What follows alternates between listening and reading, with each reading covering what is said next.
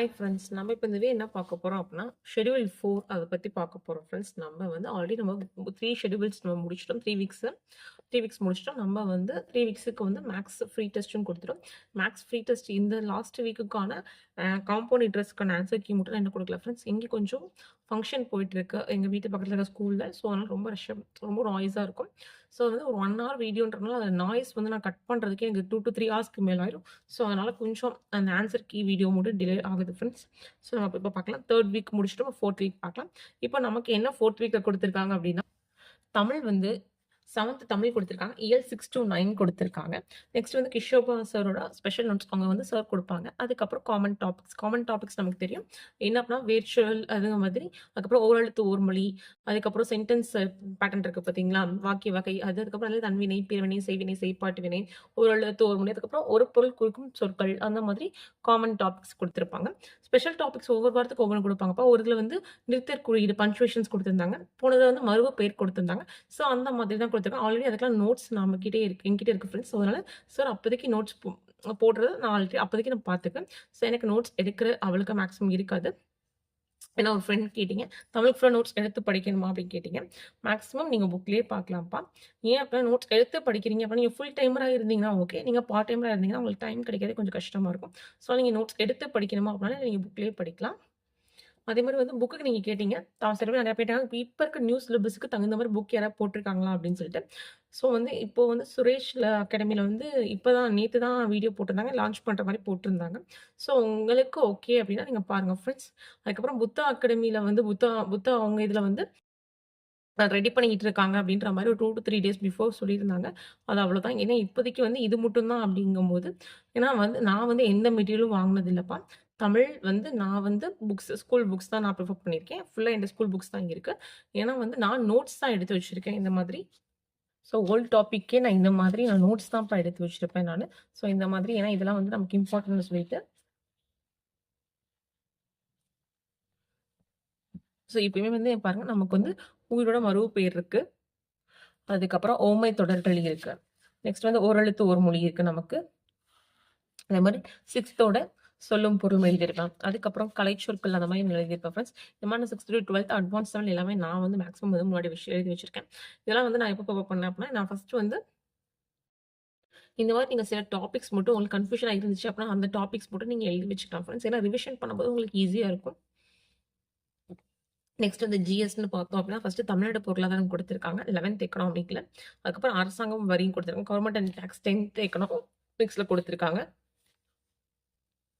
Next வந்து 10த் அயனம்ல வந்து காலனியத்துக்கு எதிரான இயக்கங்களும், தேசியத்தின் தோற்றமும் குடுத்திருக்காங்க ஃப்ரெண்ட்ஸ். அப்புறம் 4த் வந்து உள்ளாட்சி அரசாங்கம் குடுத்திருக்காங்க. Local government. அது 6த்ல, 9த்ல, 11த்ல பாலிட்டி இருக்கு. மேக்ஸிமம் 6த்ல வந்து ரொம்ப நமக்கு கம்மியான பாயிண்ட்ஸ் தான் இருக்கும். 9த்ல அதுக்கப்புறம் 11த்ல வந்து கொஞ்சம் வந்து 9த்தோட 11த்ல வந்து கொஞ்சம் எக்ஸ்ட்ரா இன்ஃபர்மேஷன்ஸ் இருக்கும் ஃப்ரெண்ட்ஸ். நெக்ஸ்ட் வந்து நமக்கு யூனிட் 8ல என்ன குடுத்திருக்காங்க அப்படின்னா, வட இந்தியாவின் வேத கால பண்பாடு, தென்னிந்தியாவில் பெருங்கற்கால பண்பாடும் அப்படின்னு குடுத்திருக்காங்க. யூனிட் 8ல வந்து நம்ம மேக்ஸிமம் கொஸ்டின்ஸ் வரனால, இப்ப நம்ம யூனிட் 8ல இருக்க லோவர் ஸ்டாண்டர்ட் லெசன்ஸும் நம்ம ரிலேட்டடா படிச்சுக்கணும் ஃப்ரெண்ட்ஸ். அதான் இப்போ குடுத்திருக்காங்க. இது 6த்ல இருக்கு. மேத்ஸ்ல என்ன குடுத்திருக்காங்கன்னா, அப்புறம் எல்சிஎம், ஹெச்சிஎஃப் குடுத்திருக்காங்க. அதுக்கப்புறம் ரீசனிங் வந்து சார் வந்து குடுப்பாங்க அது வீடியோஸு.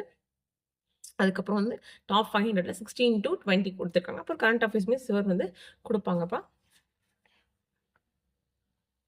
நான் இன்னைக்கு என்ன டுடே டார்கெட் நான் என்ன வச்சிருக்கேன் அப்படின்னா, 7த்ல தமிழ்ல இயல் 6 படிக்க போறேன். அதே மாரி வந்து ஜிஎஸ்ல வந்து 10த் அய்யனம். காலினத்துக்கு எதிரான இயக்கம் இருக்கு பார்த்தீங்களா, அந்த லெசன் எடுத்திருக்கேன். ஏன் அப்படின்னா வந்து நம்ம லாஸ்ட் வீக் வந்து 2 அயனம் லெசன்ஸ் படிச்சோம். ஸோ அதுக்கு ரிலேட்டடா இதுவும் இருக்கும். ஸோ நம்ம படிக்கும்போது கொஞ்சம் ஈஸியாவே முடிச்சிடலாம் ஃப்ரெண்ட்ஸ். அதனால நான் எடுத்திருக்கேன். மேத்ஸ்ல வந்து ஹச்சிஎஃப், எல்சிஎம்ல நான் ஏன்னா ஹச்சிஎஃப், எல்சிஎம் நான் ஃபுல்லா ஆக்சுவலா அதில நெறைய டைப்ஸ் இருக்கு. ஆனா நான் டைப்ஸா பார்க்காம நான் மொத்தமே மாடலா பிரிச்சிருப்பேன். எப்படி பிரிச்சிருப்பேன் அப்படின்னா, ஒண்ணு வந்து ஹச்சிஎஃப் இல்லாட்டி எல்சிஎம் அப்படின்னு சொல்லிட்டு, அப்புறம் ரிமைண்டர் வச்சு கேட்பாங்க தெரியுமா? லார்ஜஸ்ட் நம்பர், ஸ்மாலஸ்ட் நம்பர் அது அந்த மாதிரி. அப்புறம் நம்பர் ஆஃப் டிஜிட்ஸ் அந்த மாதிரி வச்சு கேட்கறது. அதாவது largest number, smallest number, number of digit. ரிமைண்டர்ஸ்ல வந்து மைனஸ் பண்ணும்போது ஈக்குவல் ரிமைண்டர்ல இருக்கும். டிவைட் பண்ணும்போது அந்த மாதிரி கேட்பாங்க பார்த்தீங்களா? அந்த மாதிரி. அதுக்கப்புறம் பார்ட் ஆஃப் நம்பர் வச்சு கேட்பாங்க. அது ஒரு டைப் இருக்கு. நெக்ஸ்ட் வந்து ரிங்கிங் டுகெதர்ன்னு சொல்லி எல்சிஎம்ல கேட்பாங்க. அந்த மாதிரி. ஸோ மொத்தமே நான் வந்து இந்த 6 டைப் தான் வச்சிருப்பேன் ஃப்ரெண்ட்ஸ். அதுல வந்து ஃபர்ஸ்ட் வந்து எல்சிஎம், ஹெச்சிஎஃப் பேசிக் மாடல் நான் பார்க்க போறேன். பேசிக்கா இருக்க ஹெச்சிஎஃப், எல்சிஎம் நான் பார்க்க போறேன். நெக்ஸ்ட் வந்து டாப் 500 சம்ஸ்ல இன்னைக்கு பார்ட் 16 ஃபர்ஸ்ட் பார்ட் பார்க்க போறேன் ஃப்ரெண்ட்ஸ். ஏன்னா டைப் கொஞ்சம் நெறைய போட்டிருப்பாங்க. ஸோ இந்த மாதிரி பேசிக் எல்சிஎம், ஹெச்சிஎம் ஃபர்ஸ்ட் பார்க்க போறேன் ஃப்ரெண்ட்ஸ். இந்த மாதிரி டைப் 1, டைப் 2 அப்படின்னு சொல்லிட்டு இந்த மாதிரி பவர்ல வருது. அந்த மாதிரி எல்லாமே நான் வந்து மேக்ஸிமம் எல்சிஎம், ஹெச்சிஎம்ல இந்த மாதிரி ஃபார்முலா வச்சு இது பண்ண எல்லாமே நம்ம பேசிக்கா இருக்க எல்லாமே நான் பார்க்க போறேன்.